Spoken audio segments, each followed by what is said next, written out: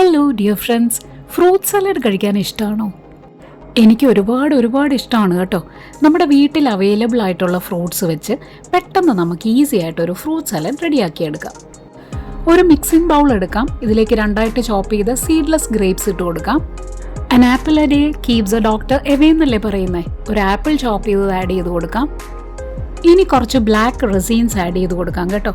ഇത് കയ്യിലുള്ളവർ മാത്രം ആഡ് ചെയ്യാം, ഇല്ലെങ്കിൽ ഇതങ്ങ് സ്കിപ്പ് ചെയ്യാം. നന്നായിട്ട് പഴുത്ത ഒരു ഏത്തപ്പഴം ചോപ്പ് ചെയ്ത് ആഡ് ചെയ്ത് കൊടുക്കാം.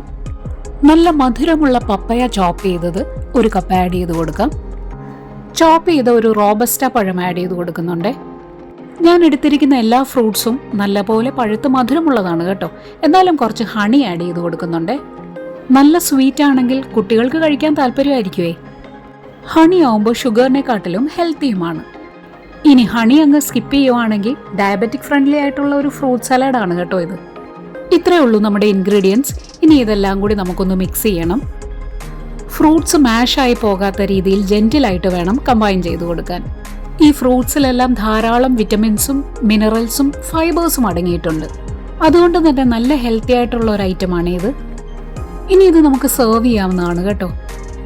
ഒരു കാര്യം കൂടെ ഉണ്ട്, സെർവ് ചെയ്യുന്നതിന് മുമ്പ് ഫ്രിഡ്ജിൽ വെച്ച് ഒന്ന് ചില്ല് ചെയ്തെടുക്കാമെങ്കിൽ കുറച്ചും കൂടി ടേസ്റ്റി ആയിരിക്കും.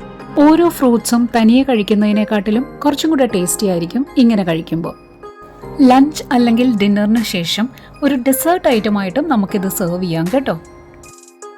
എല്ലാവർക്കും ഇഷ്ടമായെന്ന് വിചാരിക്കുന്നു. വീട്ടിൽ അവൈലബിൾ ആയിട്ടുള്ള ഫ്രൂട്ട്സ് വെച്ച് എല്ലാവരും ഇതേപോലെ ഒന്ന് ട്രൈ ചെയ്ത് നോക്കണേ. Thanks for watching. ബൈ.